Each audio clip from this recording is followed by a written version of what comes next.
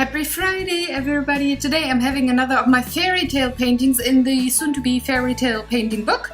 Only fairy tale painting book.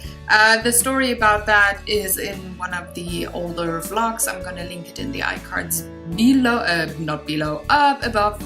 And today I'm having a fairy tale by Hans Christian Andersen, and it's called The Tinderbox.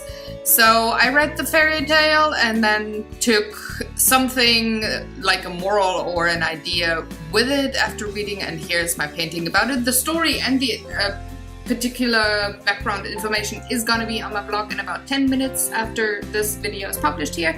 So you can read up on it, and I'm just gonna talk technique here.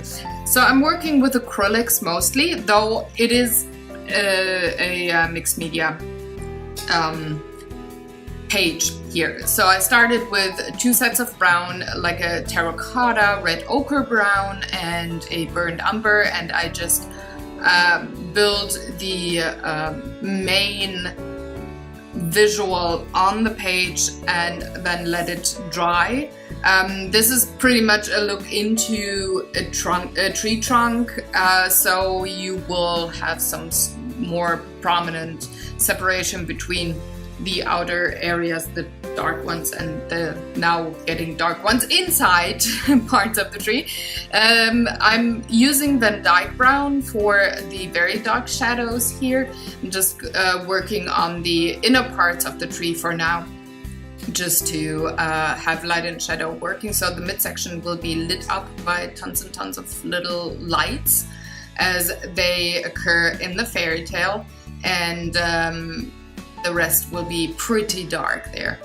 The remaining color, I'm just spreading it onto the tree bark on the outside of the tree, and then I'm giving everything a very, very lovely blast with my hairdryer just to speed up the drying process, because guys, I'm impatient and I want to move on with the next layer. And though acrylics really dry rather fast, I'm working with pretty thick layers here. There's a lot of texture, especially on the tree bark, so still it takes a while to dry, and like I said, I'm impatient, I want to move on. So the hairdryer is my nice helper to do that. So with the sponge and this wood grain stencil here, I'm working on the insides of the tree, giving it that tree grain texture, and only just a tiny bit with the Van Dyke brown. It's enough to say, hey, this is the tree. So we're in a wooden area here. It will be covered up with lots of lights, but I wanted to have that texture in the background just to make sure.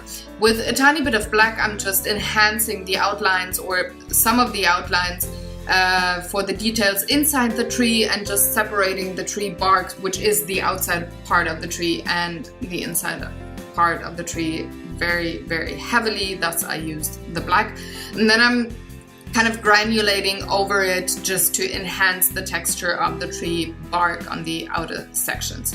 So with a zinc white, which is transparent, I'm dabbing on some blobs there in the middle, and also doing that with a cat yellow, having some flowers on the outside, doing some sprinkles for the lights, because there's supposed to be tons and tons of lights within the tree trunk, at the bottom of the tree trunk where there's the 3 doors. If you don't know the fairy tale, read up on it. It's really sweet. It's from, if I remember correctly, 1835. So it's a bit different from modern fairy tales.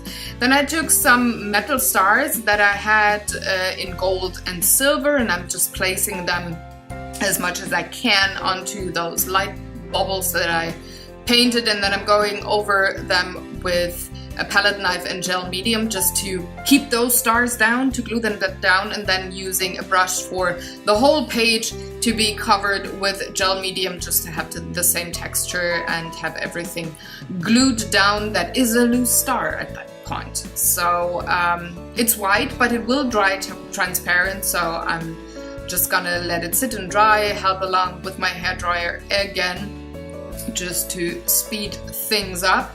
And once I can work on the next layer. I'm taking the adjacent pages and I'm coloring the sections behind the doors solid black because I want to cut 2 of the doors open and then glue the pages together.